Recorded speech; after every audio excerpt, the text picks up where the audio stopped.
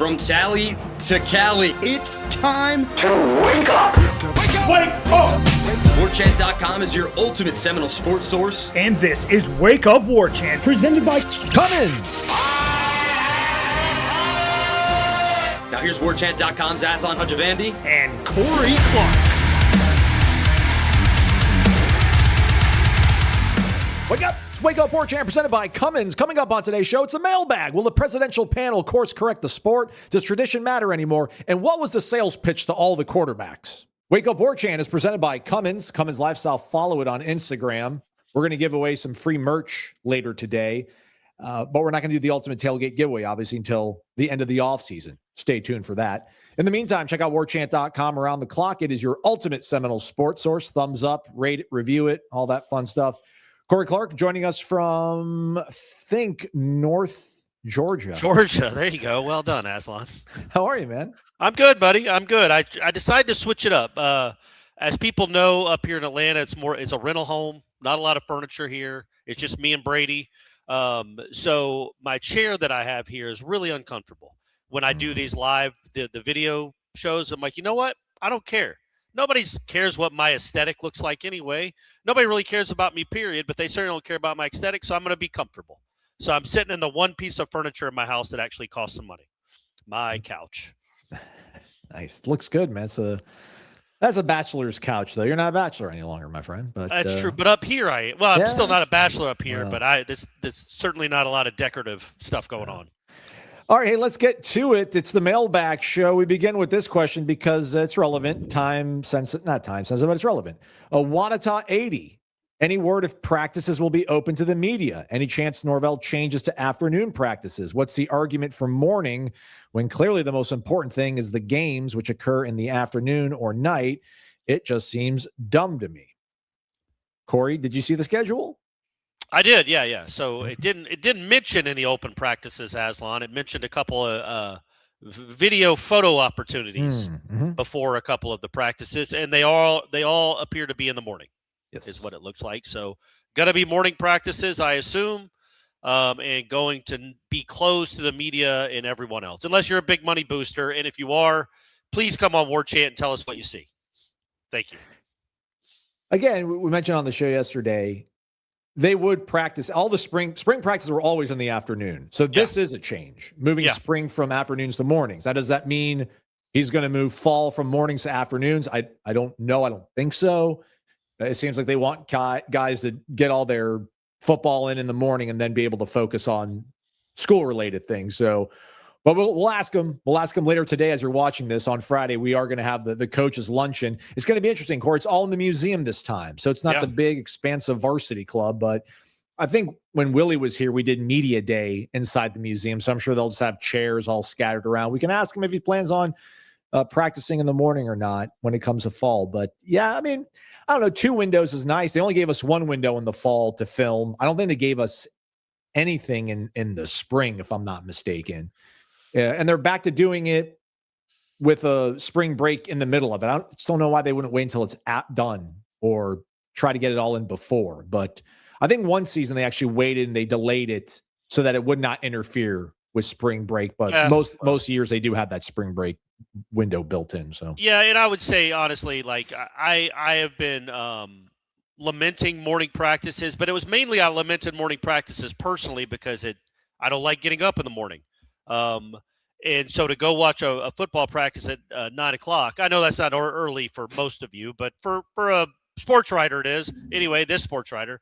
But that's been my argument against it for a long time is the morning practice, because Willie did it too. This is not just a Mike Norvell specific thing. Willie Taggart had morning practices too. And I don't know if you recall how Willie Taggart's time at Florida State went, but it was not all that successful either. And my argument against it is, you don't play games at 9:30 in the morning. You don't play games at 10:15 in the morning. Sometimes you play 12 hours at you're playing the most important plays of the season 12 hours after that.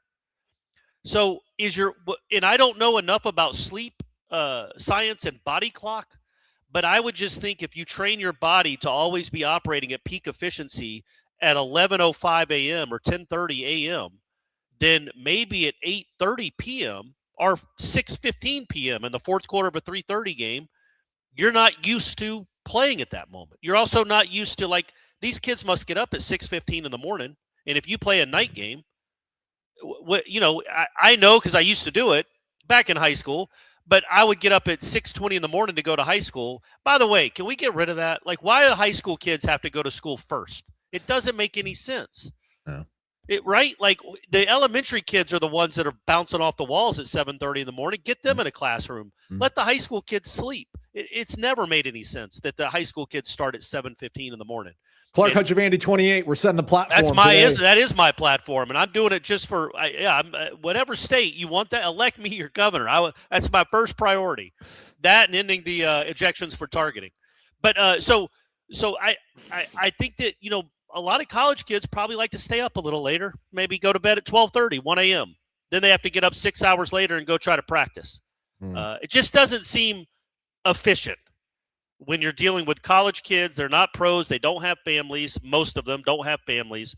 And they're not maybe used to wanting to get up at 8 a.m. and go exert all that physicality that they have to go exert. I get the other side, too, is then afterwards they all go to class.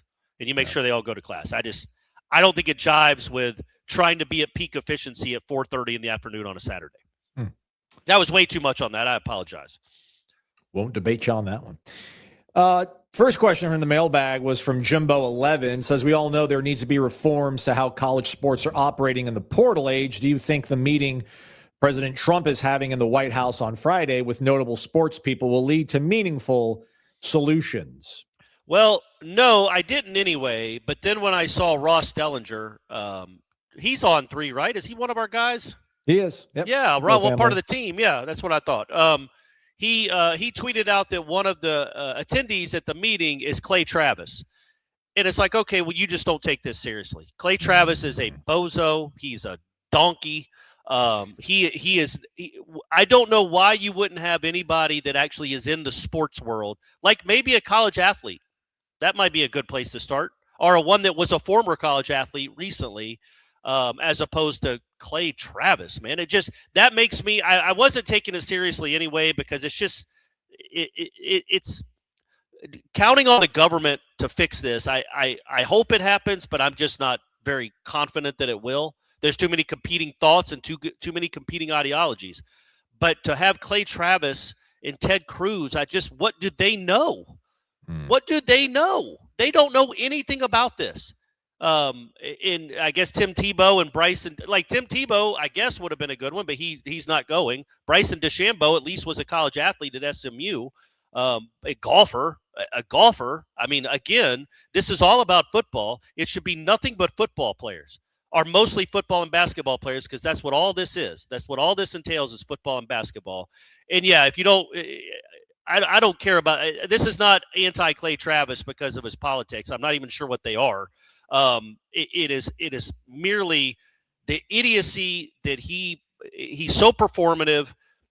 He wrote a book that's just awful, that if you went back and read, it's incredible that he still has a job and he's still on a public platform. And then also, what he said about Florida State, and what he said about Jameis, and what he said about the people that covered Jameis and Florida State University as a whole back in 2014. Screw that guy eternally. He just doesn't have he doesn't have the best interest of college sports at heart. But who does? I don't know. But this is not going to accomplish anything. Sorry, another long rant. But Clay Travis, man, you want us to take this thing seriously, and you're inviting Clay Travis? Anyway, sorry. So from the story last month, it says that the AAC commissioner was going to be there, as well as, at least invited all the Power 4 commissioners, the AAC commissioner, ADs from Wake, Iowa State, Indiana, former Oklahoma AD Joe Castiglione, right. Notre Dame AD Pete Bavacqua. No athletes, though. Well, if you want to count Cody Campbell from Texas Tech. Okay. Yeah, all right. It says Heisman winners Tim Tebow and Charlie Ward. Well, it doesn't look like Tebow's going to make it, and Charlie Ward's coaching a basketball team right now, isn't he? Maybe they got a. Oh, maybe they're done. Their season might be over. Yeah, or it might be ending pretty soon. Sadly. No, get Charlie would be great. Charlie played 2 sports, but he's not mentioned. Clay Travis is mentioned above Charlie Ward, which is it just says everything about where we are in 2026. Yeah. Did you see Louisville on Wednesday? I think their president, their board of trustees director, and their athletic director wrote a joint kind of statement about like what needs to happen. And they call it a pyramid, which I think is a good way to look at this. But it is going to be federal legislation. That's the only way this thing gets fixed, or they unionize and collectively bargain, and then these guys become employees, which seems to be like an absolute red line for a lot of important people in the sport. That will be how it ends, how it mercifully ends. But Louisville wants revenue sharing for all the Power Four conferences to split the pie 4 ways. Of course, the SEC and the Big Ten do not want that. So Louisville's argument was it all needs to be one huge pot. The SEC and Big Ten don't like that. And so the beat goes on. They're not. Nobody's going to be simpatico with this thing because the SEC and Big Ten, in my opinion, are trying to squash the other 2 power conferences out of it. Not in my opinion, it's fact. That's why the Big Ten took USC. The Big Ten ruined the Pac-12, just destroyed it, literally destroyed it, erased it off the earth, and now it's back with Boise State and Nevada or whoever's in that conference, and not USC and UCLA and Washington, Oregon. So they don't care about anybody else, and they are not going to. They're going to argue vehemently about splitting their revenue with the rest of the college football world. So that I like where Louisville's head is at, but the SEC and the Big Ten won't allow it because they control the sport. Not Trump, not Congress, not anybody else. It's the SEC and the Big Ten that will dictate where this thing goes. I love this. Clay Travis. I forgot about Clay Travis. Clay Travis might do it. I love this tweet. This goes back to what you're talking about, Louisville wanting to have the antitrust exemption so that they can pull everybody's rights together like the way the NFL does. Someone needs to explain to me how after the NFL sucks all the major networks dry in the next 12 to 18 months, there will be untold riches left over for college football just because Baylor, NC State, South Carolina, and Minnesota are pooling their rights. Yeah. Well, I'd like an answer to that as well.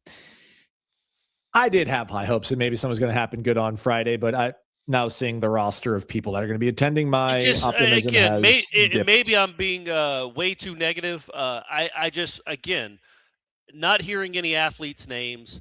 Obviously, and also there's a lot of more serious stuff going on in the world. Yeah, well, there's too many cooks in the kitchen for that. Like, do you need 12 people to figure this thing out? Do you need 15 people to figure this out? But if you're really trying to figure it out, you don't invite Clay Travis, man. You just don't. You invite somebody that has lived this life. Not like me. I'm not talking about us because we cover college athletics. I think he used to at Tennessee. I'm talking about somebody that was a college athlete or is like, I don't know what he would add. And it makes it seem deeply unserious when you invite him. You might as well invite Omarosa. Was that her name? Off the first season of they're on the cahoots. They're on the outs, I think. That's right. Yeah, Omarosa. Yeah. She was the star of that show. The Apprentice, right? Yeah. Yes. Trump's not wrong. That was a good show. That first couple of seasons was a very entertaining show. I asked a bunch of questions to solicit responses in our thread, like what position battles are key, what room's got the best talent, did the staff improve? Our guy down in Naples, Mark, Adam CZ, what position battles are key? He says all of them. This needs to be a player-led team again at many positions. Having a few bright spots at skill positions won't get Mike a winning record in the ACC. What room has the best talent? I have no idea. I guess receiver and running back. But I'm really hoping to hear that defensive line and linebackers are making plays in spring. Did the staff improve? Kind of a magic 8-ball question, right? Retaining Herb Hand to coach the offensive line for Mike was key. Other than that, I am looking at this staff as all Norvell. Results good or bad, totally on him, ride or die. Yeah, really not much to add because that's kind of how I feel about everything that we just don't know. It's a wait-and-see approach. So you can be hopeful, but certainly not confident. I don't know that the staff improved. You hope it did, and I don't know what the most talented room is. You hope that personally you'd love it to be the defensive line, but I don't think that's the case. But we'll see. All these guys, again, we're in March of 2026. What will they be like half a year from now? Like that's a long span when you're 19 years old. That's a good chunk of your life. That's like, what is that? 4% of your life from if you're 19 for a 6-month stretch. Is that right? I'm doing horrible math. It's close. Let's say 3% of your life. If you're 19, half a year. If you do 6 months if you're 19 years old. So, yeah, right. So what, 19? So and 5% equals 228. I got it. It's 2.5% of your life, because 5% would be a year, give or take, and so it's half of that. So it's 2.5%. We'll round up to 3% of your life. The point being, you can get much better, and we don't know what these guys are in March, and we certainly can't know what we know what Daniel Lyons is, right? Probably. Yeah. We know what the kid from Auburn that we talked to the other day, the offensive lineman, he's 22, 23 years old. These other guys that haven't played a lot, they're going to get a lot of meaningful reps for the first time. You can grow by leaps and bounds when you start playing more and more. And so that's what we just don't know what these guys, like this time last year, did we know what Rawls was? No chance. Didn't have any idea what Danzy was. Still don't know what Crowmaw is. Thanks, Gus. Well, we did hear good things about the former two, right? I don't remember hearing anything about Crowmaw, really good, bad, or indifferent. But we heard Rawls. Tony White talked about he's got NFL ability. Just needs to learn. But when he said that, did we? I mean, I was like, okay. No, I didn't necessarily believe him, but now we've got precedent. Now there's we've proof. got some, So, but not that I didn't believe him. I didn't know him. He was right. I think he was right about the Desirs. He was right about Earl Little. He was right about Jabril Rawls. He's right about his evaluations. But having seen Jabril Rawls here for a year or two, I never got the impression, oh, he's the next star corner. Yeah. So, but that happened pretty quickly. So, the short answer, no, sorry, the long answer is I agree, because we don't know about any of these things right now. I'm going to break out the Clay Travis rant. You're going to go viral, Corey. Please Turn don't off your do notifications. that. Please don't do that. I don't need whatever his fan base is in my mentions. So we didn't speak about the coaches. Beham FSU, wake up. Is the current offensive staff the most in tune with what Mike Norvell wants to do offensively? Most, if not all, the staffers have a connection to the Malzahn system, which is really the base for Norvell's offense. One would assume this helps, or no matter the offense, it comes down to the players that run it. I just do wonder if they've made tangible upgrades on defense. Listen, I know he's still unemployed right now, so everybody thinks that's an indictment on Patrick Surtain. I don't know. I just like the idea of Patrick Surtain as my cornerbacks coach more than Blue Adams, who's kind of been a journeyman, but maybe he's got a different way to connect to these guys, and maybe it'll work. We'll see. We'll see if the special teams coach is an upgrade over Papuchis, and, Ernie focusing on the linebackers, I think is probably better than Papuchis. I would imagine it's hard to kind of take a step down from what it's been, but offensively, that is curious to me, Corey, because Alex Atkins didn't have familiarity with Mike's scheme, but he was here for 5 years. So you figure at some point he picks up and gets some hints on what needs to be done. But, Mike started with Gus however many years ago, and Herb Hand's the guy that's been the offensive line coach. So I figure that's going to be pretty cohesive. The Cam Martin thing to me is interesting, because Cam Martin was Gus's guy, and Gus is not here any longer. What do you think about the offensive staff overall? Is it the most, as Beham FSU asks, the most in tune with what Mike wants done offensively? Yeah, I mean, I guess they're all near the tree, right? I don't know how high up the tree they are, or how close to the roots they are, but they're all around the Malzahn tree, and that includes Norvell, because he that's how he started, was working the Gus Malzahn offense. So I don't know. I think the answer to the question, though, whether they have history or not, they all had history last year. How'd that work? Your quarterback wasn't very good and wasn't healthy. So I don't think the cohesiveness with running the offense, it matters. I'm not dismissing it, but I just think it's the players, man. You give good players a good offense, and they'll do good things. You give bad players a good offense, they're going to do bad things. You know what I mean? It's just a matter of the talent of the players. And at the end of the day, you can throw it up to Deuce. You can throw a slant to Danzy. Hopefully Wisner and Crowmaw are special enough running backs that they can overcome some deficiencies you might have. I think the coaching staff is fine, but I certainly can't say it's any better than that, because I haven't seen them work together. I do think, to the point of the question, retaining Herb Hand I don't know that was ever 100% gonna, Herb Hand's kind of an older guy too, and he's been with Malzahn for over a decade now. He hasn't been tied at the hip with Malzahn. He was at Texas when he wasn't there. He was at Penn State, right? when Malzahn wasn't there. But he has a history with Malzahn, at least for more than the last half decade. So the fact that you did retain him, I think, is a big deal, because I do think Norvell trusts his evaluation and his ability to develop, which clearly the last guy, in hindsight, was not good at either. Well, we have to, because I don't think he received a large stipend to go get players. I mean, again, when you're getting guys from Stephen F. Austin and Bowling Green, and that this isn't to say that they're not going to be good players, because again, Herb Hand, we're going to trust his evaluation and his ability. I think it was Xavier Chaplin said that what makes Herb Hand so good is that, playing offensive line is not easy, but he knows how to make it easy for you. So yeah, that was a huge keep, if you will. But I don't know if do you have to look at it like Mike and Alex Atkins versus Mike and Tim Harris? Like, what is the better duo? Because that's what it's going to kind of work out to. I know Tim Harris is your offensive coordinator, but it's going to be Mike's offense through and through. But you would think Mike plus Herb plus Tim Harris is better than Mike plus Alex Atkins squared. Yeah, there's your math. You hope, and again, hopefully the quarterback can play. Yeah, that Alex Atkins had that other guy. He had 13. He was helpful. He was pretty good, man. People loved him when he had 13 as the quarterback. More than pretty good is the Corner Pocket Bar and Grill, located at 2475 Appalachia Parkway. It's a place to be every day of the week, on the weekends too, when the sports are really starting to pick up some steam here. Florida State takes on SMU Saturday, so maybe head to the CP after the regular season finale with the Mustangs and the Noles. Delicious food. I love the wings. There's a Corey wrap. Literally, there's a menu item named after the guy on the screen over there. It's delicious, everybody tells me. I don't want to get that meta and have my co-host sandwich.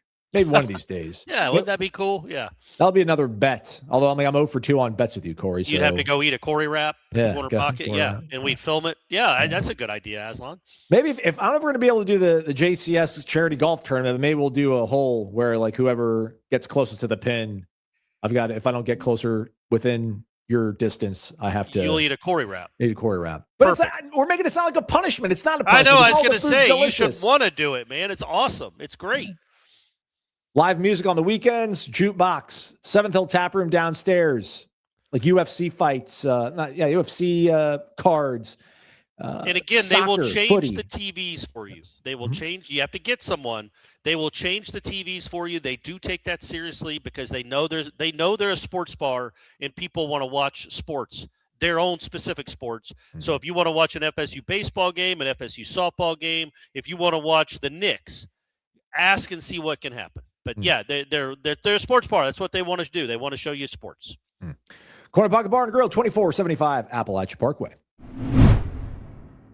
Time for a 1-year check-in with life as a Ridge wallet owner. So it's been strong to quite strong. I made it through a swampy summer. Didn't matter. Front pocket, not a problem. Blizzard winter, thing was still mint condition. Got the Monaco white aluminum with the cash strap. Metal body, rock solid. The elastic cash strap has retained its shape and the spring it's got to it. And somehow Ridge is upgraded with a catalog featuring over 50 colors and designs, plus a 10% lighter wallet that maintains its RFID blocking technology that keeps your credit card secure from what we call unscrupulous actors.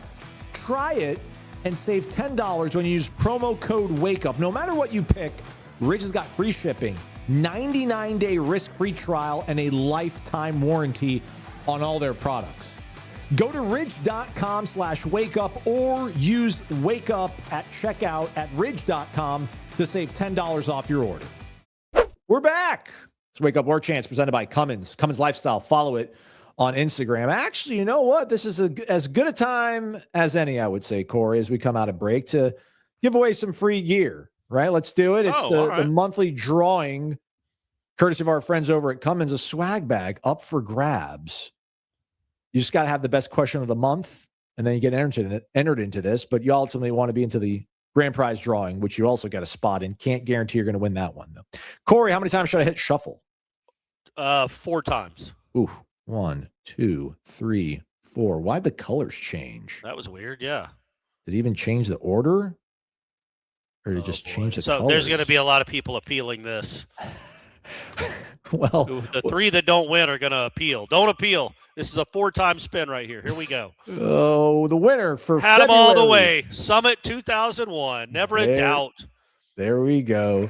Hey, I heard your boy Acuna was trying to ask for video replay during the World Baseball Classic, but they don't do it during the World Baseball Classic. Oh, is that? Oh, that's funny. Yeah. Yeah. It hasn't started yet. It hasn't started yet. I don't. Oh, it was an old one. Maybe it was a former. It was an old tournament, or maybe it was a warm-up game or something. Probably a warm-up game. That's funny. Congrats to Summit 2001. Check your DMs on Warchant. We'll get your information. We'll get that gift back sent out to you, courtesy of our great friends over at Cummins. Portable, reliable power. Cummins been doing it for a long, long time. No one does it better. If you need some ideas on how you can incorporate it into your recreational lifestyle, check them out on Instagram. CumminsLifestyle. It's all one word. Let's go to DJ R-Star. He wants to talk about quarterbacks, which DJ R-Star was just on that wheel, wasn't he? He was. Yeah, all right. Yeah, all right. He's still locked in, though. He's not just resting. Another good question coming, I hope. Yeah. Good morning, gentlemen. What do you think each of our new quarterbacks' expectations are for the upcoming season?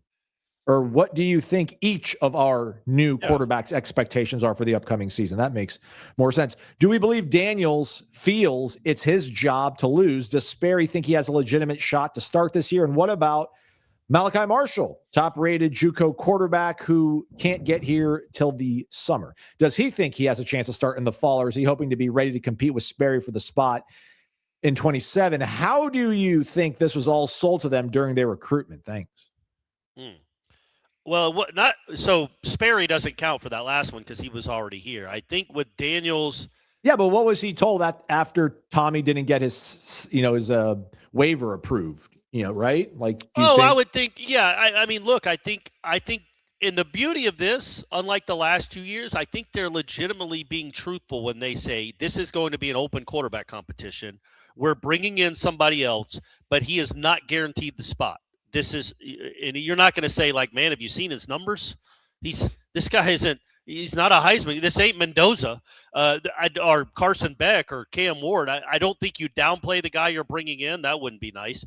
But you say, look, and you're talking to Kevin Sperry right now, you absolutely have a chance to win this job. This is a real, legitimate quarterback battle. He is not penciled into anything, and he knows that. He knows you're here. He knows we like you, and you are both competing for the job. And I think the same thing with Daniels. You say, look, if you play well, we've got a guy we like, but he's young and hasn't played. We like you too, and we want to see you compete for the job, and that's how you sell it. You would never say, look, man, Sperry sucks. You've got to change. You're going to be the starter. Ashton Daniels isn't good enough to hand him the job. All right, he hasn't proven to be good enough to just hand him the job. And obviously Sperry shouldn't be handed the job because he's proven nothing. The interesting one is Marshall because, yeah, he might be the real deal. He might be good. I have no idea. He's a JUCO quarterback that put up big numbers, but he's not getting here till the fall, so he misses all the spring. That's why I think it's a two-headed quarterback battle. But if Ashton Daniels wins the job, then that backup quarterback battle will be very interesting because I think that will tell you who could probably be the starter the following year. Like, who do they believe in more? So that to me would be very interesting. If Kevin Sperry wins the job, Malachi Marshall might bounce in November, especially if Kevin Sperry plays well, right? Yeah. But if Ashton Daniels wins the job and we all know he's leaving, then it might just be another quarterback battle again going into next year. So I think that's how you say it. You say the same thing to Marshall, like, look, you're going to be behind the 8 ball a little bit because these guys have been here, and you're going to have to hit the ground in a dead sprint. But if you're good enough, you will win the job and you'll play. You have a chance to win this job too. No, we have not given this job to anyone. Nobody has won this job. So I think that's how you sell it. And the good news is it's the truth. You don't have it. You don't have a starting quarterback right now. Yeah. Yeah. I mean, I would think Marshall is going to have to concede he's not starting against New Mexico State. He ain't conceding nothing. That's Malachi Marshall you're talking about, man. But maybe at some point, mid-season, injury, you're thrust in there, and then you can kind of take over the job. I am interested about the Sperry-Daniels dynamic. There's no way Daniels, who's on this is his last opportunity to play college football, unless, the NCAA just gets completely torpedoed. Yeah, what does that even mean anymore? He just signed an 8-year contract with FSU. He'll be here till 2035. But, for them to go whatever, Lagway, Calandria. Calzada was the guy that beat Alabama at A&M with my boy Jimbo. I thought Calzada was the dish I had at the Italian restaurant last night. Hey, Look, sprinkle a little Parmesan. Look, Calzada. Did you see that video that went viral about like this independent wrestling circuit? There's a guy who dresses up as a pizza maker. He looks quintessential Italian. I'm making another pizza. His finishing move, he literally has dough and he's spinning the dough and then he throws the dough at you like a fireball in Street Fighter, knocks the guy out, pin him for the 3 count. It's incredible. Perfect. That's perfect. It's amazing. Yeah, that's amazing. Good stuff. But Daniels, last chance of play, what is he told after? And when he sees, when they go from Lagway, Calandria, then bring him in, like they're clearly after a starting caliber quarterback. I'm sure he was told, listen, you're gonna have every opportunity. Yeah. What do they say to Sperry though? Because if you're Sperry, you can't assume that you got some sort of raw deal because Tommy left and you're not being promoted to starter. But they had to tell you something that made you feel good about not putting your name in the portal. Because listen, Malzahn leaves, although did you commit to him or did you commit to Mike? That was a weird kind of recruitment because Oklahoma dropped him so late. Like what I don't in this instance, I understand that sentiment for most of these situations, but in this instance, I don't know what you'd have to say. You literally, all he has to do is look up what Ashton Daniels has done in his career. If that scares you, then you're not a big boy Division I quarterback, man. Sorry. If you're worried about competing against Ashton Daniels, like he's the one that's thwarting your career, and you're about to start your second year in college, then sorry, man. Go somewhere else. You're not meant for this. That's been my point all along. I don't think Ashton Daniels scares anyone away. He might win the job, but that might, I don't think that Kevin Sperry, I think he's a really confident kid, and I think that he believes he's going to be the starting quarterback. And the beauty is, if he doesn't win the starting quarterback job, I think he'll know that he didn't earn it. Do you get Ashton Daniels, though, if you don't give him a kind of wink, wink, nod, nod, it's your job to lose? I don't. Yes. This is not a Carson Beck or Cam Ward. You're not spending that much money on Ashton Daniels, and he was not in that high demand. What other better offers did he have? Like Auburn didn't want to keep him. Stanford didn't keep him. Like where was he going to go? He could go to like Southern Miss and have a chance. This is his last chance at big boy football, and I mean, it's Florida State. It's still a big time program that wanted him, but I don't think Ashton Daniels is a guy that would expect, or what he's done in his college career so far, would expect to just be handed the job or get a wink, wink. I mean, I legitimately, this isn't like coach speak or like, being naive. I legitimately think both these guys are in a real quarterback battle and know they're in a real quarterback battle. If Kevin Sperry plays better the next month, Kevin Sperry will be the starter going into August, I think. Maybe you don't list the depth chart though, because I assume Ashton could leave if he wanted to. We got to move off this because he's not going to win the question of the week because he's already won it once. But who do they want to win the quarterback competition? Who's Mike Norvell hoping is going to be the better performing quarterback? So it's like, all right, man, good. This is best for me. This is best for the program. The best guy? Is that the biggest couch I can make? The guy that's the best player? I think for everyone's purposes, if Kevin Sperry lights it up, I will admit that I bet Ashton Daniels has a leg up in the race, right? Mm-hmm. The experience more than anything. The fact that he's done it at this level, the last 2 games he played last year, he's accomplished more in college football than Kevin Sperry has, and he's got experience, and he won't be overwhelmed and soiling himself as a starting quarterback. You don't quite know that about Kevin Sperry. You might believe it, but until you see it under the lights, you don't know. I bet there's a part of him that would love Sperry to just be every part of him wants Sperry to be awesome. It's his recruit. He wasn't a 5-star super duper can't miss recruit. Well, of course he's not. He's a quarterback at Florida State. They haven't had one of those in 12 years. So the fact that he has a guy, one of his own guys, and also thinking about how well Kevin Sperry must play to beat Ashton Daniels out for the job would get you really excited. So I think everything, even Ashton Daniels is the guy. Kevin Sperry has to do a little bit more. I should have segued like 2 minutes ago. You mentioned something about it's Florida State. Like you're Ashton Daniels. Where else are you going to go? Our guy, Big Steve-O, 22, says, good morning, gentlemen. Don't you love this time of year? March Madness right around the corner. Baseball, softball, gearing up for conference play. Football about to start spring ball. Lots of stuff to cover and discuss right around the corner. I do. Amen. I like the fact that it's getting a little bit warmer outside. The sun is out a little bit longer. It's going to be like 82 degrees this weekend, man. 85 degrees, something like that. I love it. Let's go. Here's a question I've been thinking about lately as it pertains to FSU sports in general. Given the NIL transfer portal era, is Florida State's tradition alone enough to keep our programs amongst the elite? How things are currently constructed in this new era, it seems like tradition will only get you so far and that much more is needed. Side note, found a new donor. Not sure if you watched the show The Blacklist. The woman who plays Elizabeth Keene, Megan Boone, is a FSU alum, which is cool, but not the best part. Her grandfather is a self-made billionaire who founded and developed the famous retirement community we know as the Villages. What? I'm looking her up right now to see if I recognize her. I don't recognize her. I don't think I've seen anything she's been in. A very attractive woman. Why you gotta say that? Born in Petoskey, Michigan, I guess. Yeah, Bellevue High School, Florida State University College of Fine Arts. Okay. And she's married to a guy named Dan Estabrook, who's 57, so 15 years her senior. My man, shout out Dan. He's a photographer and went to Harvard. So she married a guy she's married a guy that went to that's a photographer that went to Harvard. I don't know that she's into sports.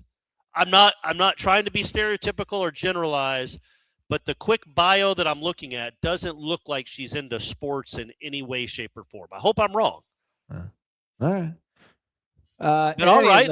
How about that? That's real money. Come on, Megan. Come on. You got love. You have to have love for Florida State and what it did for you. Help them out. We'll give to the players. How about if you sign with Florida State, you'll have a plot in the Villages for when you retire. Think about things down the road. That's a great play. And 19-year-olds love nothing more to think about where they're going to retire. Land. Hanging out with old people. Yep, absolutely. Yeah, Corey, it's been a minute since, actually it's been a minute. It was 3 years ago that Florida State was one of the best teams in the country. Yeah. So tradition, the history, those things matter still. It's obviously part of the pie. It's a smaller piece of the pie. It might be just crumbles of the pie these days. But with the investment they've made in the stadium and the football-only facility, the IPF, the way that's been, still, man, that stadium, the spear on the helmet, Osceola and Renegade, the chant, like all these things really do keep Florida State in the conversation as long as you're, in a major conference and you're competitive.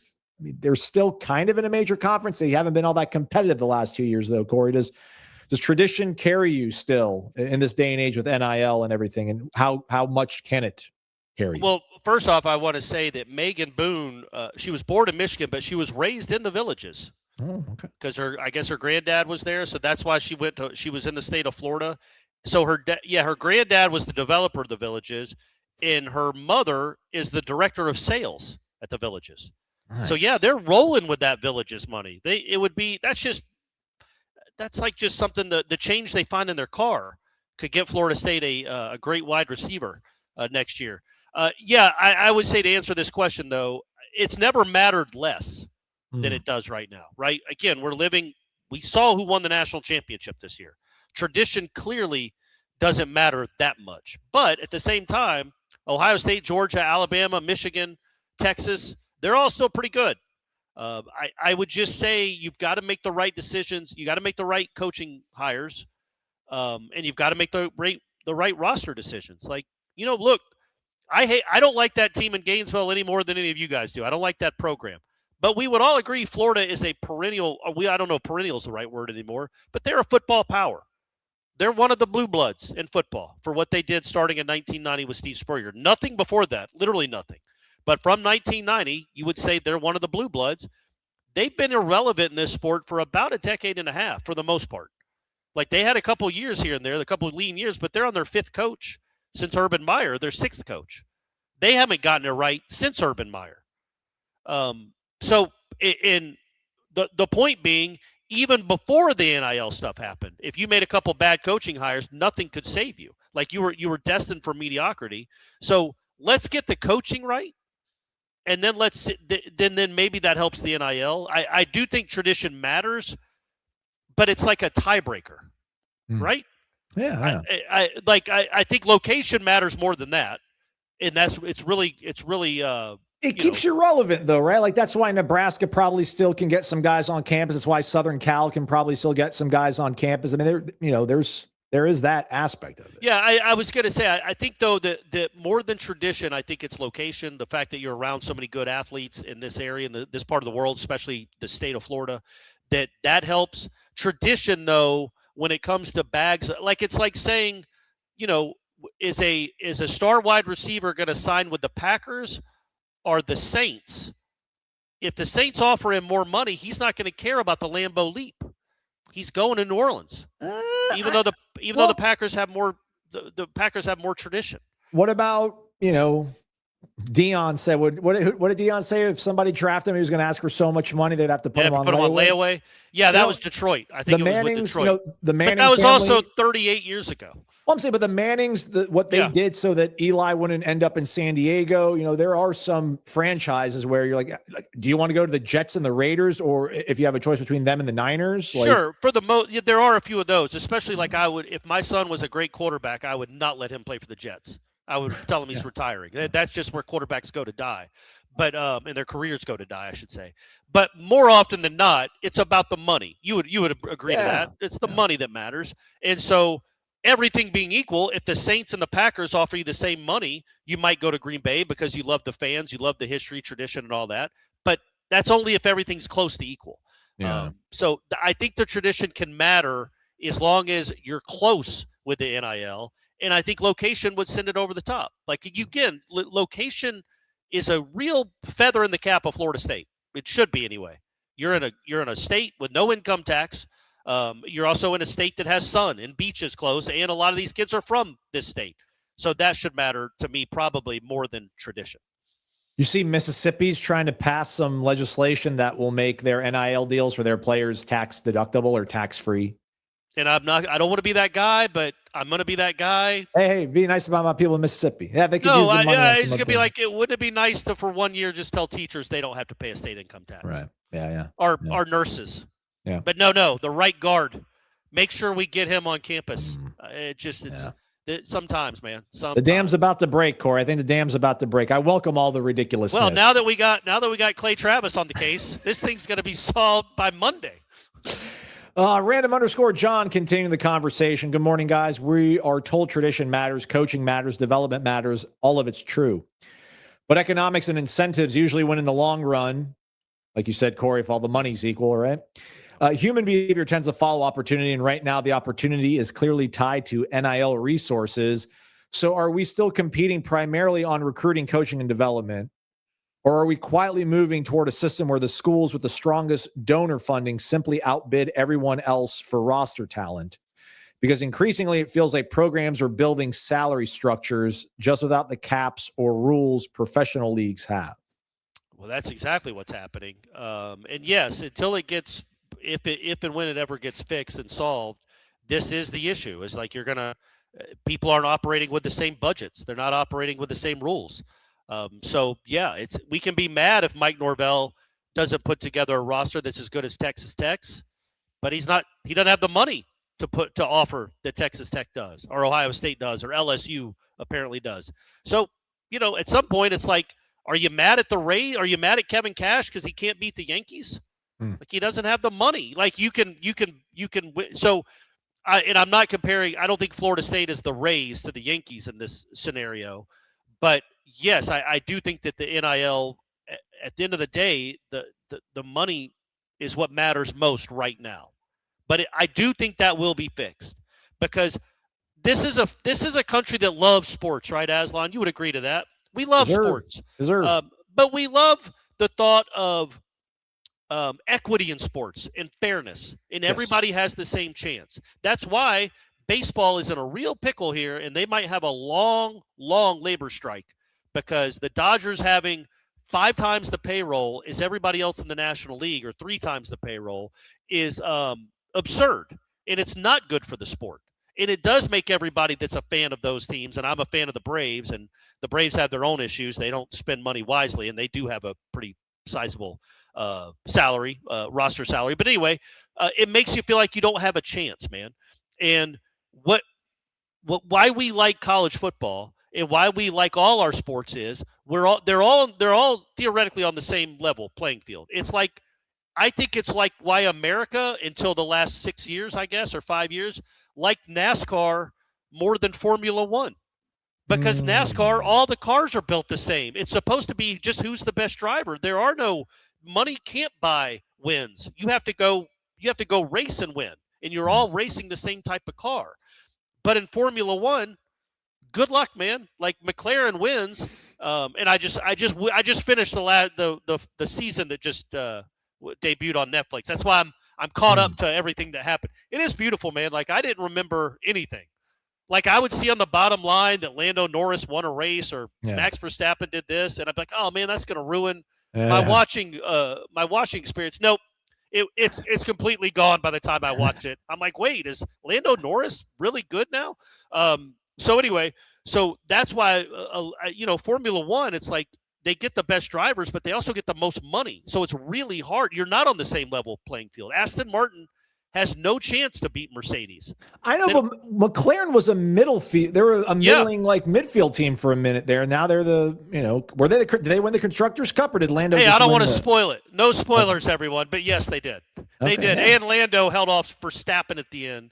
Good. It was really dramatic and won that as well. Just great cinema. But anyway, the point being, I think Americans love the fact that it's supposed to be all equal footing. Like, yes, Florida State in the 1990s had a much better program than Indiana.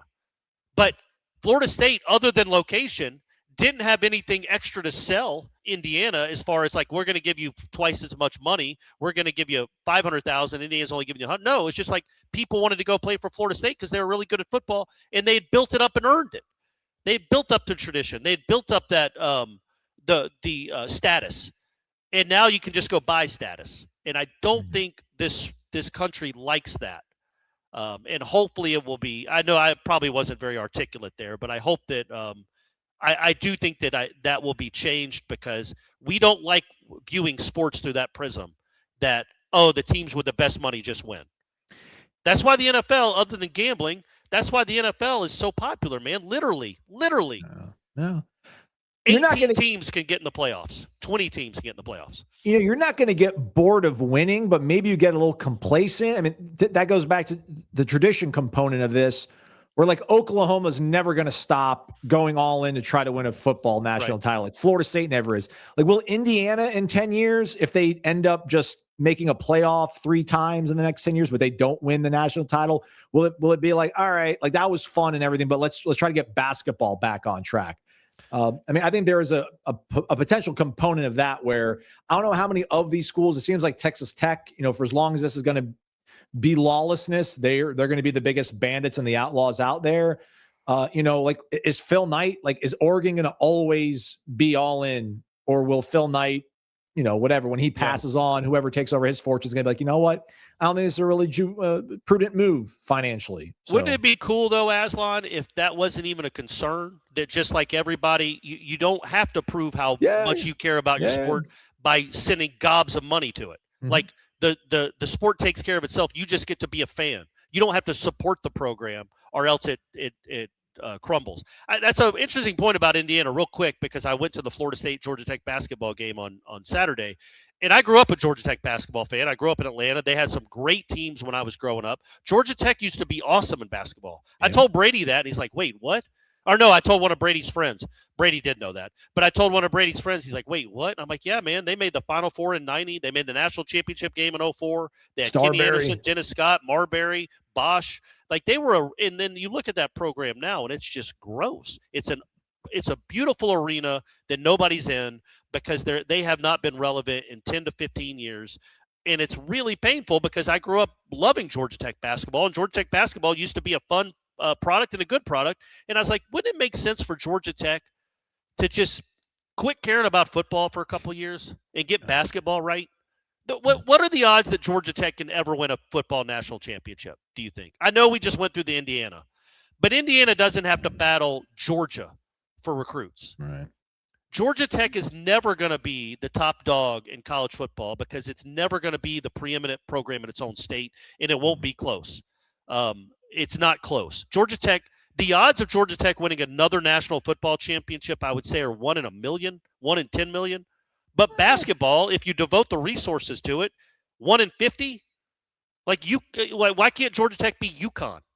You're in the South. You have a ton of talent in Atlanta. Like, I wonder if these schools like Georgia Tech or schools like UCF's never going to win a football national championship, but maybe they could go win a baseball national championship. Like, why not devote those resources to another sport where you have a better chance of winning? Florida State is not one of those teams, but there are some other ones across it. Stanford, Cal, something like that. Wake up, Island Chief says. Ira posted this on Twitter. Mm-hmm. It's the photo, the sun setting in the background. Yeah. And it's even cooler at night, to me anyway. When it's lit up at night, it's really, really cool. Yeah. It really is a pretty facility, is the caption to the photo of the new football-only facility. Be ashamed not to have afternoon practice with that as the background to stories the media would be able to share with open practice. Does Norvell need his best performance as a coach here to get to 9 wins next season? I mean, yeah. His best performance as a coach, right? Yeah, because he doesn't, like, look, man, it's probably not fair because I was not singing this tune 3 years ago.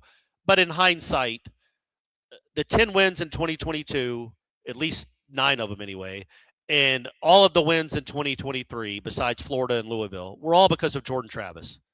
Jared Verse stayed another year because of Jordan Travis. Trey Benson stayed probably another year because of, Jordan Travis was the reason, in my opinion, a bigger reason, sadly, than the coach. And I would say the same thing about Jimbo with Jameis. Like, the quarterbacks are very, very important. Clearly, I'm not breaking any new ground here. But I think looking back, that 10-win season was a Jordan Travis-led team. The 2023 13-0 season, that was Jordan Travis's team. His brilliance, his leadership, the way that team believed in him, his clutch play, all of that was the reason they won 19 games in a row, or at least we'll give them 17 of those wins. So, yes, I don't know. My point being, I don't know what a great coaching job he did then. You know what I'm saying? Like, it was a part of it was just he had a really good quarterback and some good dudes that came and played. And, maybe got a little lucky. I shouldn't even say lucky. He was very astute and proactive in putting together a roster in the early stages of NIL. So he gets all the credit in the world for that. But Jordan Travis did a great job with those two teams. And since Jordan Travis left, and before Jordan Travis played, Mike Norvell has been awful. There's no other word. Well, there's a ton of other words you could use and adjectives, but we'll just leave it at awful. Before and after Jordan Travis, he's been awful. So, yes, 9 wins without Jordan Travis would be by far his best coaching job. I was thinking about this the other day, but we'll go to Summit 2001. Good morning, fellas. I have a simple question. Will our points per game end up more or less than last season? We've gone back and forth. Malzahn ran a proven offensive scheme and sure put up yardage, but the offense fell short many times in the red zone.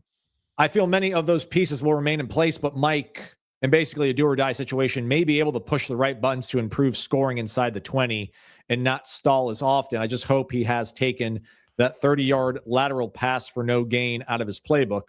I think that play alone has given me more gray hairs than both my children. The thought of it just sprouted another one. And, I don't know if this is relevant to this one, Corey, but continue the conversation from the previous question. And Jordan, Jordan's the only guy that we have a baseline on him with like more than one season, right? Yeah. Like you had 1 year with DJ, you had 1 year with Tommy. So I want so much, I think of, and probably his success, obviously at Arizona State was like, if you look at guys like Mike Bercovici, it's like that second year he starts, or like his third year on campus when he finally does get the starting job. Like then he, hits kind of a new gear. Brady White in Memphis, like that 2019 season, that was the second year I think he was the starting quarterback. So I don't discount Mike's resume and what he's done, but I think so much of it is because he needs his quarterback to really be on the same page with him, to be able to operate at such a high level and know the right reads and put them in the right plays. And this is 3 years in a row now where he's getting a rental. And I know the guys are totally dialed in because he's believing in them, right? Like DJ was left for dead after Clemson, Oregon State, whatever, but Florida State believes in you. Coming off this potential national title caliber team, like they believe in you. Tommy gets, whatever, he quits BC, doesn't know where he's going to go. They pick up the phone the first day, like, hey, man, we want you to be here. Like, all right, man, this guy loves me. I'm all in for him. Ashton Daniels, what are his options out there? Not great. Florida State wants me. All right, man, I am sold out. I'm all about this. Let's do this. But I think that he needs guys that have been here for a few years, man, so he can get them on the right page with him. So he's not going to have that with Ashton Daniels. He might have it with Kevin Sperry. Good point. So all that said, will they score more points per game than last season? I think let's keep it to conference games because Mike doesn't get the luxury of Kent State and who was the other team? East Texas A&M. East Texas A&M, yeah. Back to back. So that's 140 points right there. He doesn't get that. He gets New Mexico State and Central Arkansas, but even that's a step up from Kent State and East Texas. So if we keep it to conference games, yeah, I do think there's a decent chance. And I think the big thing is, honestly, I think you have maybe a quarterback, the quarterback position will be able to make more plays in the red zone than last year. Ashton Daniels, I think, will hopefully stay healthy and be a more willing runner. And see, that's not conference games. I know, but wait, yeah. I'm just juxtaposing, Corey. Sorry, my fault. So, hey, for the people listening to the podcast, go ahead, Aslan. Third in the conference overall with 33 points per game. Yeah. Well, then we'll scroll up and we'll hit this little toggle that says conference only stats. We'll wait for it to load. And then Florida State plummets from 3rd to 11th, 25.1. So more than a touchdown less and the extra point afterwards. Right. Well done. And on the road, I think they averaged 4 points a game. I don't remember. So the point being, I definitely think they can average more than 25 points per game. If they don't, I don't see a scenario where he's the head coach next year because that will be another awful season, and you can't just keep bringing them back. But I think they could, I think they will because I think Tommy was not good in the red zone. He's good between the 20s, but when it gets closer to the end zone, defenses get tighter. It's hard to run. It's hard to scramble for touchdowns. I don't think he was a willing runner for half the season because he was banged up because he's a smaller guy. So now you have a guy that's not as small that hopefully can get you in the end zone. You also might have two good running backs that can get you in the end zone. That maybe you didn't use last year, and the other one wasn't here. And maybe throw it up to Deuce occasionally, and he can make those plays. I do think they'll average more than 25.1 points per game, which is absurd. That's all they average because that includes 2 games at home where they scored like 45 each on Virginia Tech and Wake, and then they go on the road and were just dreadful. Ace is the place with the helpful hardware, folks. Why would you wander around a warehouse store looking for paint when you could just swing by your neighborhood Ace? In addition to Ace's award-winning service, we have top-rated paint brands. Plus, our color matching technology allows us to match any color. So stop wandering and start painting. Head to your neighborhood Ace today. In Crawfordville, your home convenience store is Ace Home Center and Napa Auto Parts, located at 2709 Crawfordville Highway. Instant gratification society these days, right? But not necessarily a bad thing. We want results. We want good results. We want those good results fast. Brunt Workwear has been committed to crafting quality workwear that looks great, is tailored for life on the job site, and it's ready to go out the box with unmatched comfort. No break-in period needed. Brunt offers a full range of high-performance gear built for the tough jobs, from heavy-duty work pants to weather-resistant jackets. Brunt designs durable, reliable workwear that keeps you protected and productive in any condition. Brunt was tired of the workwear brands out there cutting corners, so they built something better. Boots that are insanely comfortable and built for any job site. For a limited time, our listeners get $10 off at bruntworkwear.com when you use the promo code WAKEUP at checkout. $10 off with promo code WAKEUP at bruntworkwear.com. We're back. It's Wake Up Warchant. Like, wow, it's an hour. They did a commercial break. There's more show. Yeah, there's more show. Proof of it. Let's go to the rest of the questions here, Corey. Where do we end up on? Let's go to Jamaica. Noel, wake up. Can Corey and Ira do an updated version of signing day for today's recruits? In 2004, the drama was hat on the table. In 26, the drama is the NIL collective escrow. A new book could explore how the silent commitment has been replaced by the signed contract and who's going where for how much. We'd love to read those stories about Travis Hunter, the KJ Boldens of the world. Anyways, speaking of recruiting, spring is here. Who was one of your favorite early enrollee recruits going into spring practice you could not wait to see in the pads? Jameis was one I remember being hyped for. Derwin, another I couldn't wait to see in the garnet and gold. I'm sure Corey has some good old school references. Go Noles. Can't wait for signing day 2. So right around the corner. Just we haven't shipped them to Barnes and Noble yet, but they're coming. Our Borders. Was Jameis an early enrollee? I didn't think he was. He played in the spring game, didn't he? Or that was the 13th spring game? That was his redshirt freshman year because I think he played on his high school baseball team that year when he was a senior. So I don't think 13 spring game. Yeah, right. So I think in 2012, I think he was playing high school baseball that spring.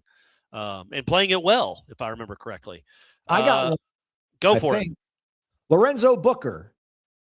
Was he an early enrollee? I didn't even think they did that back then. If I'm not mistaken, he was here for spring because I would go to the stadium because you could be able to sneak into the stadium and watch. And I'm pretty sure, man, maybe it was 2003 spring.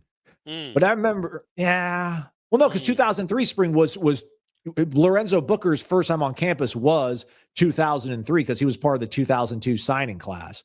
Am I saying all this right, or am I not saying it right? If he was 2002 class, he would have been here in the fall of 2002, but he redshirted. He didn't play at all in 2002.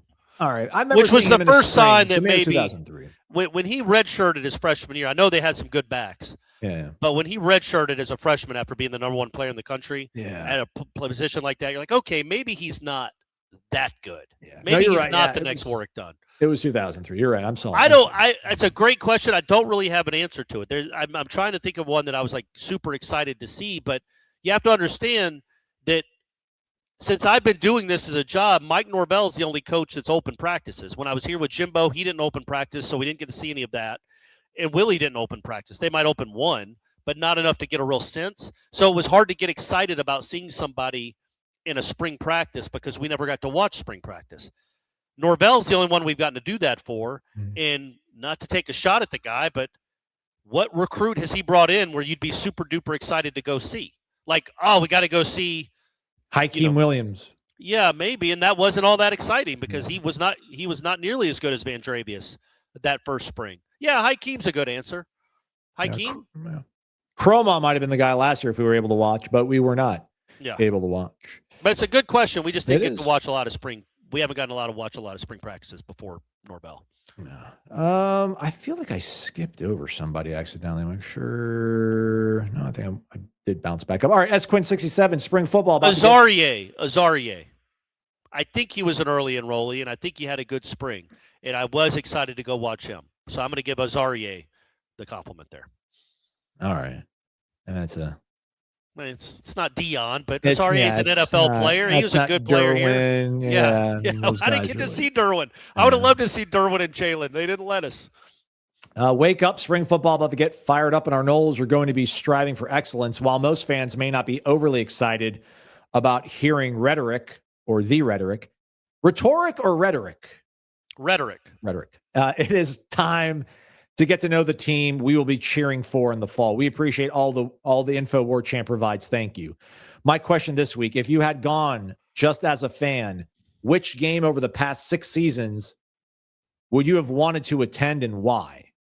When we join the Big Ten or the SEC, which away game will you be most excited to attend, assuming you could drive to each venue? Go Noles, Quinn67, class of 93. Just as a fan, Corey, what game? 2022 LSU. There you go. 2023 LSU, I think, is the right answer just for the game itself and how much fun that was. Right. But 2022 LSU is New Orleans. And I could have had a good time before the game, and then I wouldn't have had to been in that stadium for 2 hours after the game. I could have been reveling with my wife. Well, she wasn't my wife at the time. on Bourbon Street or in the casino or wherever else. So that's definitely my answer. I can't even think of a close second other than those two. 2021 Miami. The one in Tallahassee. Yeah. You're right. As a fan, to be able to, or maybe Florida 22. I would not have stormed the field. Right. I have more self-respect than to storm the field. That's fair. But yeah, those two games, when you think about it, I mean, those were, as a fan, like if you were, maybe I'm looking at more like a student, maybe not necessarily 36-year-old Aslan alum coming to a game, although those games qualify most likely. What about Clemson 23, Corey? Finally get them down in Death Valley. No, would that be top? No, three? It was a noon game. I didn't think they played that well. It was hot as Hades. No. But you won in overtime. Screw that. No way. Only because they missed a kick and Cade Klubnik happened. No. I think our answers are the right answers. Okay. I think our answer, the Miami one, especially because like it came out of nowhere. Like the 4th and 14, Jordan Travis to Parchment. Like nobody thought that was happening. The game was over. For that to you wrestle that win away, and I'm telling you, when you watch a replay of that, this doesn't happen much in college football anymore. I feel like the camera was shaking when he caught it and got down to the 1, and that was like a 3-6 team versus a 4-4 team or something. And that was how excited that crowd was at the end. So that would have been a cool one too, to go celebrate afterwards, which I think I did. But again, we're there 3 hours. It was 3 hours later. We got to go celebrate. And which Big Ten or SEC away game will you be most excited to attend, assuming you could drive to each venue? Ole Miss or LSU? Yeah. I mean, I've been to both, so I'm going to – Me too. Well, I've never been to Ole Miss, so I guess Ole Miss. I'm going to give you some respect, Corey. I'm going to say Georgia. I've never been to Athens. I've never been to Sanford Stadium. I haven't heard anything bad about either ever. I almost want to say Texas because the same thing applies to Austin, although, I mean, DKR is whatever as a stadium, Darrell K. Royal Stadium, as they call it. I'll say, just because I've been to LSU. I think LSU is a little bit overrated. I think Ole Miss and the Grove is properly rated, to harken back to Russillo and Cannell days on the radio, on ESPN radio. So I'll say Georgia because I've never been to Georgia, or Texas because I've never been to Austin, and I think Austin would be super cool. Big Ten. Like Washington, man, that'd be cool to get on the lake before the game. That's fine, right? But that's fine. I mean, you can drive there. You can drive anywhere, if you care enough. I think for the big, Texas is a good one too, just because of the city. I would say Penn State, maybe. Never been there. That looks like a whiteout game at night. What about Nebraska? Go visit the Paterno statue. Is that still up? Didn't they put that back up? I legitimately thought they put it back up. I know they tore it down like Saddam Hussein, but I thought they put it back up like a year or two later. What about Nebraska or Wisconsin? Pick one. Wisconsin. Okay. Southern Cal or Michigan? I've been to Michigan. You have been to Michigan, you're right. Southern Cal or Columbus? Columbus. Oh, gross. I saw it. Southern Cal, whatever, man. 60,000 people that are kind of into the game, maybe. Like, at least they care in Columbus. All right, speaking of either ors, XDQ004, our guy Derek, congrats on your upcoming nuptials, Aslan. Thank you. Appreciate that. Coming up soon, right? Next when is month. that? I can Holy say now, cow. next month. What's the day? 25th, April 25th. Holy moly. Yeah, that is coming up soon. All right, fun question. Who, if they were playing today, would have the biggest NIL deal between these group of players? Peter Warwick or Dion? Oh, man. Peter Warwick. Yeah, but position, right? Yeah. He wasn't not better than Dion, but the position matters more. Man, Dion, though, yeah. And Dion would have probably played offense, too, in today's world, but would have played both. But, yeah, Peter Warwick on that one. This is a good question. So, Jameis versus Charlie. Are we saying like Charlie 92? Coming off the 92 season, or Jameis coming off the 93 season, or 2013 season? That's got to be Jameis. I also don't think this is no ill will towards the other person. Does Charlie Ward strike you as someone that's going to hold out for like the best deal? Yeah, no. You know, and he's never not that money doesn't matter to him. Clearly it does. He's he played in the NBA. Like, I know money matters. He signed contracts. I just feel like he wouldn't have cared if Nebraska came calling or he grew up in Thomasville. You know what I mean? Like Yeah. he grew up 30 minutes down the road. And he was a Florida State fan, and his dad went to FAMU, so he knew Tallahassee. I don't think he would have been seeking an enormous NIL deal. So I would say Jameis there. Warwick Dunn or Dalvin Cook? Warwick Dunn, and I think part of that would be not that none of these guys are selfish. By the way, we all go to the highest bidder. I'm not trying to act like I'm judging anyone, but Warwick Dunn had the situation with his siblings because his mom passed away, where he was kind of raising them, even though he lived in Tallahassee. So I think at that point in his life, as a 20-year-old, let's say going into his 96 season, he would have wanted to make sure that his siblings could come live with him and that they would be taken care of financially. He would have more reason to want a bigger NIL deal than Dalvin Cook. Walter Jones or Peter Boulware?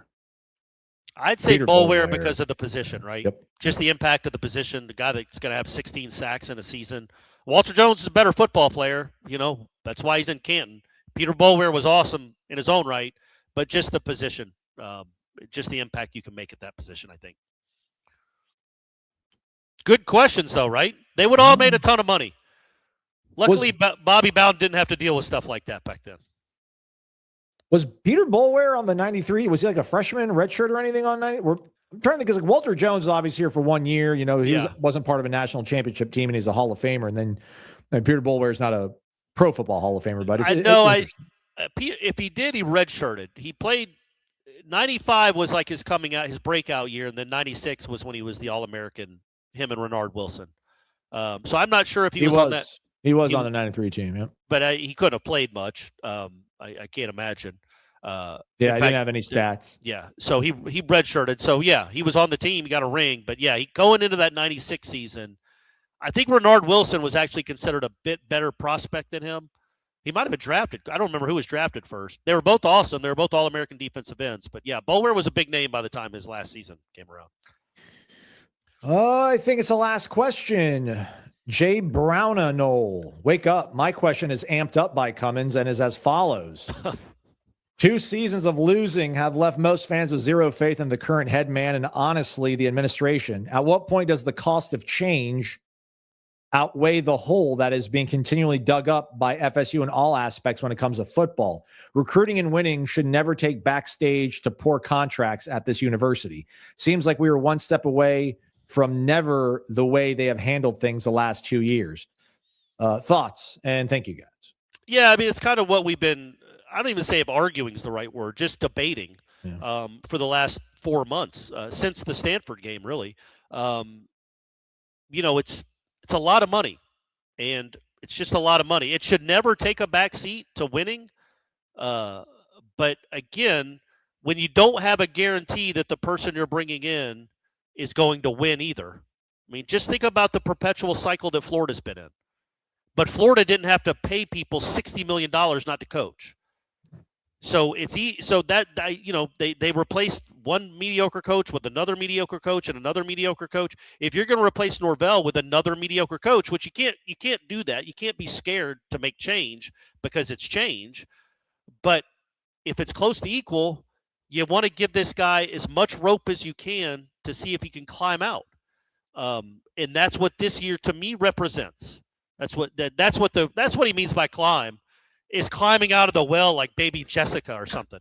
Like that's what he's done. He's fallen into a well, and that's an old reference. I don't even know if her name was Jessica. You don't even know. Yeah, that. No, it was. I'm 99 okay. on that one. I'll check. That was a story that the nation was wrapped with attention for days. This little girl fell down a well in her farm in Texas, maybe.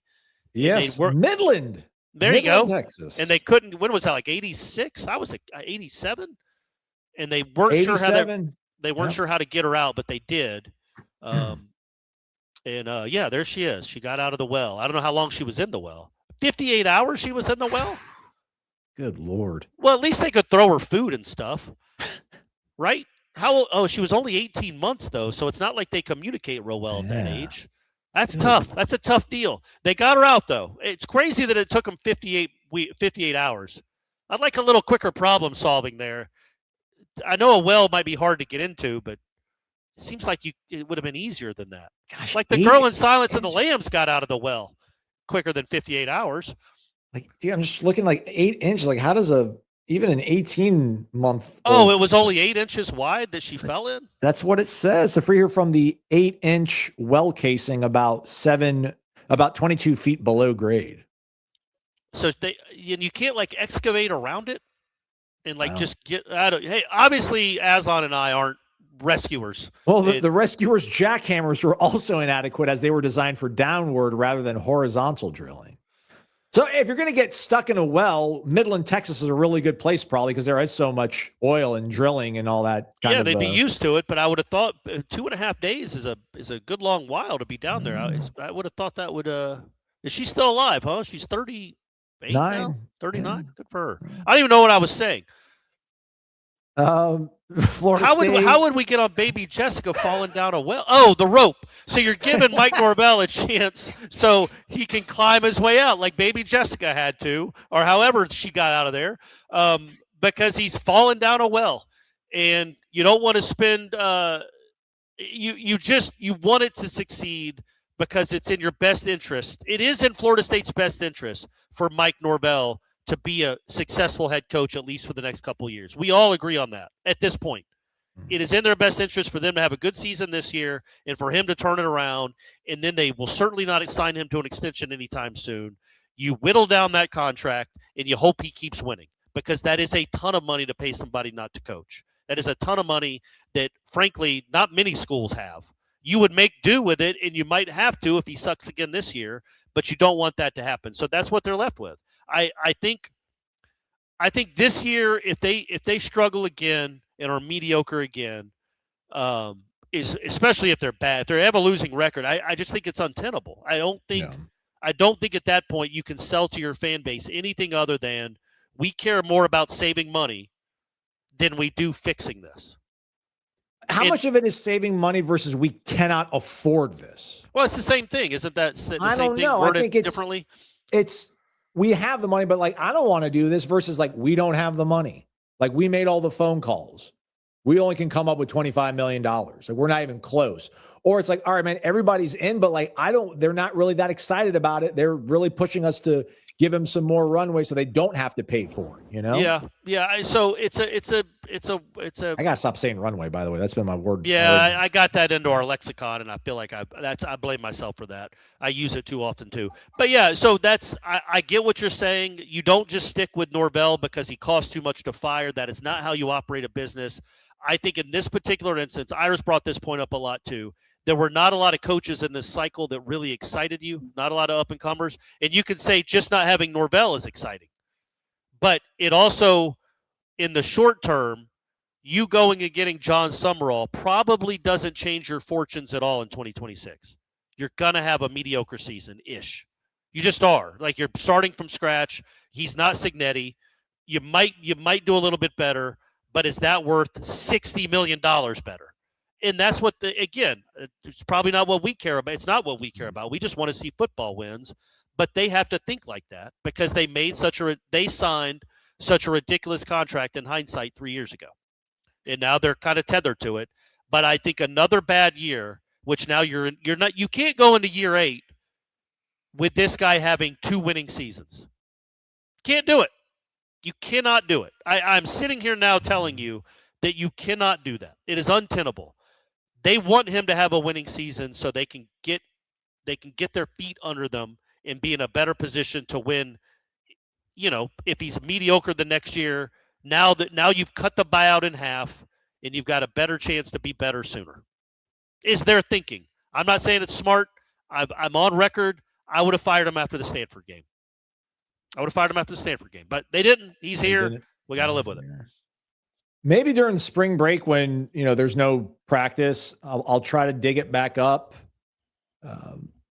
But I think I looked at the original contract that Norvell signed in 2019 and try to use that as like the justification for what's happening now. Because I don't think I've never made the freedom of whatever what is it called? FOIA request, which maybe somebody should. Maybe I'll be that guy. But I never saw the 23 contract and then the extension he signed in 24 after the whole Alabama flirtation. But, they paid off Taggart over the course of like 4 years. Like they did not give Willie Taggart whatever $25 million or 20, whatever he was owed, like in a lump sum. They did pay him off over the course of 4 years.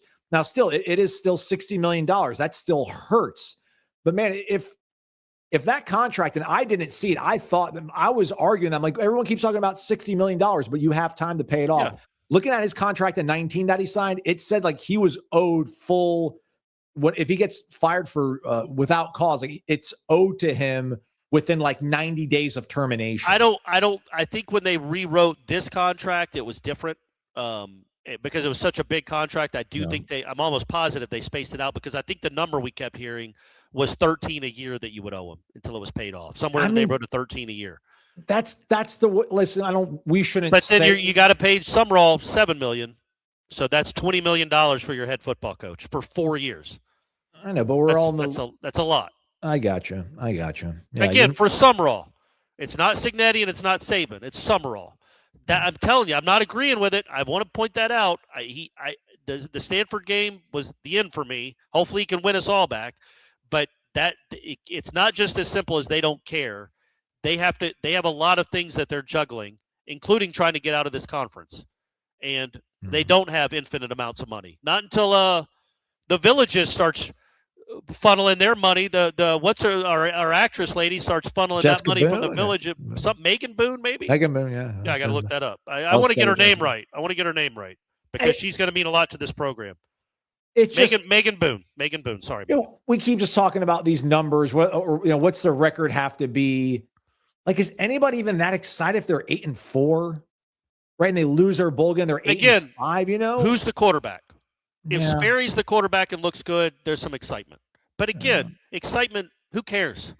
Next year they might suck. The next year they might be awesome. Like the way college football works these days, I think the excitement, what you hope, and real quick, because I know we got to go. It's been a long show. It has been. It reminds me of if you go 8-4 with Sperry, or if you just go 8-4, period, all of a sudden you're showing some proof to people that might want to join your program that you know what the F you're doing.